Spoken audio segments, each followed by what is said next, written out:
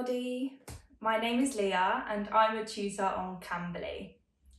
Today we're going to talk about two important grammar concepts, gerunds and infinitives. By the end of the lesson, you will understand what they are and how to use them. Let's start with gerunds. So, what is a gerund? A gerund is a verb form that ends in ing and functions as a noun in a sentence. Gerunds can be used as objects, subjects, or complements in a sentence, just like nouns. They're great for expressing actions or activities in a general sense. For example, in the sentence, I enjoy swimming, swimming is the gerund because it is the object of the verb enjoy. Let's talk about how to form a gerund. You need to take the base form of the verb and add ing. Let's use the verb read. If you add the gerund, ing, it makes reading. So now we have the gerund, reading. Let's add it into a sentence. She enjoys reading books in her free time. Let's do it again with the verb play. So play plus the gerund is playing.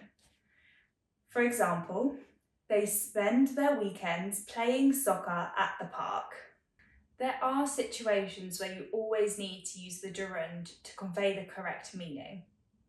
These verbs are often referred to as gerund verbs or a gerund preposition combination. Gerund verbs indicate that the action is usual or an ongoing activity. For example, she enjoys playing in the ocean, or he avoids eating spicy food. Gerund preposition combinations indicate the relationship between actions. He succeeded by working hard, and she apologised for arriving late. I need to mention some common mistakes with gerunds. Many English learners confuse gerunds with present participles, which also end in ing. However, remember that gerunds act as nouns, while present participles act as adjectives or parts of continuous tenses. Now let's move on to infinitives. An infinitive is the base form of a verb preceded by the word to. For example, to walk, to eat, or to play. Infinitives can also function as nouns, adjectives, or adverbs in a sentence. They're versatile and can be used in various ways to convey different meanings.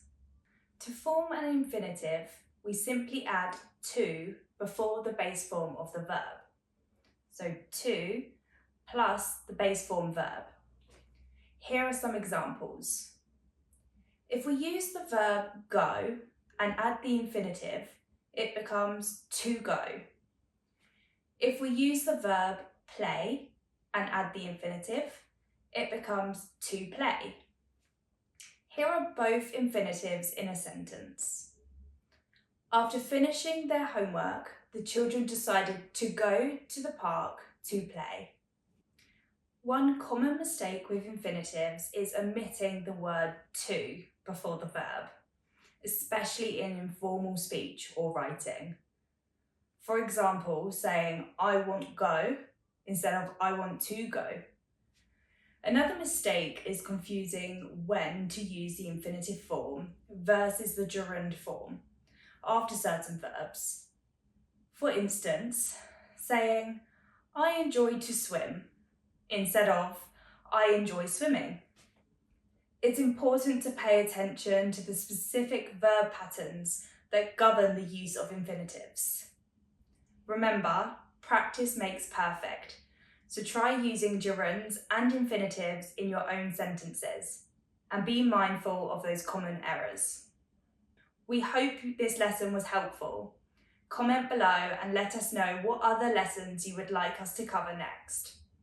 For those who are unfamiliar with Cambly, Cambly gives you instant access to friendly native English speakers just like me. You can take English lessons anytime, anywhere, right from your phone or computer. Schedule your next lesson with me using the link below. Thank you so much for watching. Bye bye.